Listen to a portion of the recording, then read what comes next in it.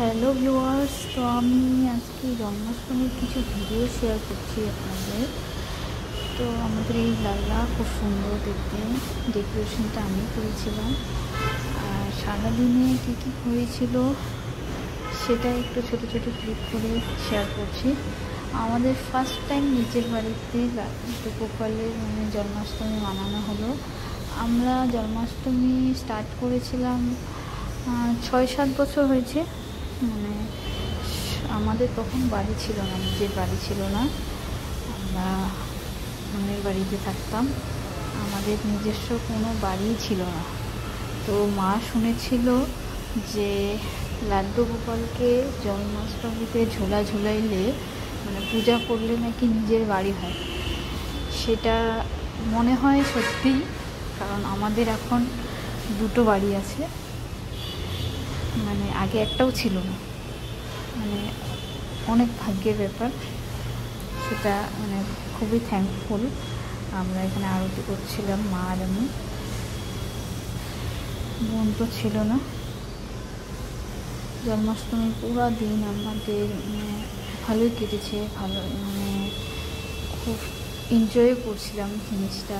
রাতে গরবা ডান্স করেছিলাম,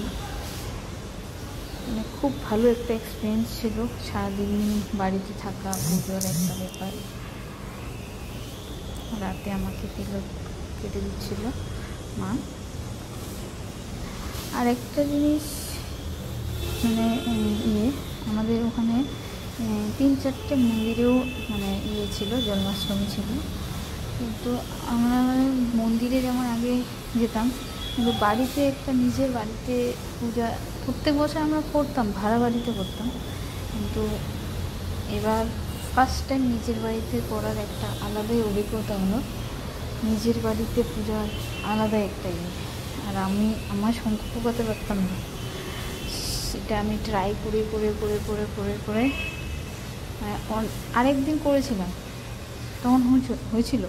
রেগুলার যদি না করা হয় সেই জিনিসটা হয় না আর কি। তারপর আমি শাড়ি পরেছিলাম, শাড়িটা খুব সুন্দর লাগতো আমার, খুবই আরামদায়ক আর খুব সুন্দর। হোয়াইটটা আমার খুব পছন্দের কালার। তারপর হোয়াইট শাড়ি পরে আবার শঙ্খ ফু দিচ্ছিলাম। তখন সেকেন্ড টাইম তো এটা, তো তখন ভালোই আওয়াজ করে করছিলাম।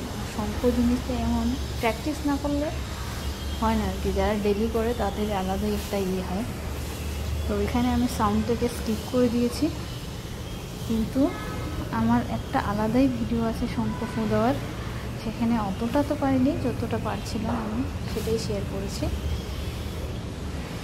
খুব ভালো একটা এক্সপিরিয়েন্স ছিল। আর বাড়িতে তো থাকাই হয় না, বাড়িতে খুবই ভালো লাগে। আমরা বাড়ি ছাড়া এর জন্যই হয়েছিলাম যে বাড়ি বানাবো বলে। আমাদের আগের থেকে যেহেতু বাড়ি ছিল না, সেই জন্য বাড়ি বানাবো বলে বাড়িতে থাকবো জন্য, বাড়ি নিজের থাকবে জন্য আলাদা হয়েছিলাম বাড়ির থেকে, দূরে আসা হয়েছে। কিন্তু এখন বাড়ি হয়েছে, কিন্তু বাড়িতে থাকার মতো নেই। যেই বাড়ির জন্য বাড়ি ছাড়া হয়েছে সেই বাড়ি তো হয়ে গেছে, এখন বাড়িতে থাকার সময় নেই, পরিস্থিতি নেই সেরকম একটা। তাও একটা শান্তি, নিজের বাড়ি থাকা আলাদা একটা। অনেক বাড়িতে ছিলাম ছোটোবেলার থেকে, একটাই স্বপ্ন ছিল যে বাড়ি করবো। যদিও বাড়িটা এখনও কমপ্লিট হয়নি, ঠিক মতো করতে পারিনি। যতটা আর কি নিজের স্বার্থ ছিল, মায়ের সাপোর্ট ছিল, ফ্যামিলির সাপোর্ট ছিল, যতটাই হয় করেছি, যতটা করার। খুবই হ্যাপি ফার্স্ট টাইম জন্মাষ্টমী নিজের বাড়িতে করে, আর নিজের হাতে ডেকোরেশন করে যতটা পারছি ছোটো মতোই। সেদিন তো আমার পুরো জ্বর ছিল, একটু একটু করে করছিলাম, জ্বর পুরা শুয়ে পড়তেছিলাম, আবার খাওয়া দাওয়া করে আবার একটু একটু করে ডেকোরেশন করছিলাম। আর আমাদের জন্মাষ্টমীতে কাউকে আশেপাশে কাউকে ডাকানো হয়নি, আমরা করেছিলাম। পাশাপাশি 2-3-4টা মন্দির ছিল, ওখানেও হয়। আর আমাদের ওখানে লোকগুলো মানে এতটাই ইয়ে হয়ে গেছে যে না ওদের আমরা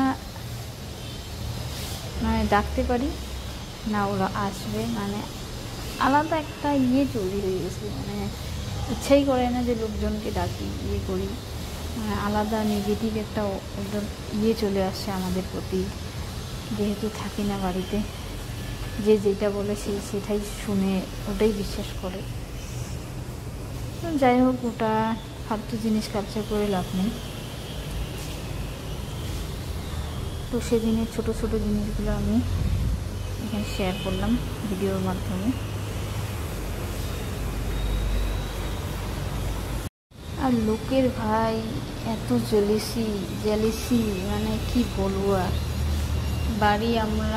বাড়ি আমাদের, কষ্ট আমাদের, পয়সা আমাদের, আমরা কাজ করব, লোকের এত মানে প্রবলেম আর এত গালি গালাজ ওখানে, বাপরে বাপ, লোকের এত জেলেসি যদি মানে দেখার হয় তাহলে আমাদের বাড়ির কাউকে নিয়ে যেতে লাগে, মানে এতটা কেউ পিছনে করতে পারে লোকের, মানে আমরা ভালো করলে মানে লোকের পিত্তি চলে যায় মনে হচ্ছে, কী আর বলবো। আর অ্যাকচুয়ালি ওদের থ্যাংক ইউ করা দরকার, আর আমি করি সকালে সন্ধ্যায়। যারা আমাদের জন্য এত নেগেটিভভাবে গালিগালাজ করে, নেগেটিভ সোচে, নেগেটিভ করে আমাদের জন্য, তাদের এর জন্যই থ্যাংক ইউ বলবো আমি, যে ওরা ওরকম করে জন্যই আমরা হয়তো এতটা করতে পেরেছি।